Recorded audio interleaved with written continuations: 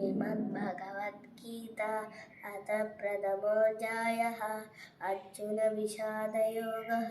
धृतराष्ट्र उवाच धर्मक्षेत्रे कुरुक्षेत्रे समवेतायुयुत्साह मामका पाण्डवाश्चैव किमकुर्वत सञ्जय।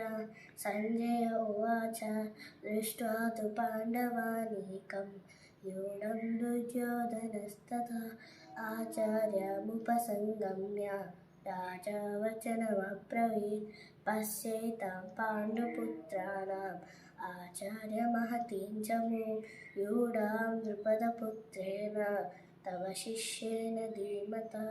अत्र शूरा महेश्वासा भीमार्जुनसमायुधि युयुधानो विराटश्च द्रुपदश्च महारथः दुष्टकेतुश्चेकितानः काशीराजश्च वीर्यवान् पुरुजित् कुन्तिभोजश्च शैब्यश्च नरपुङ्गवः।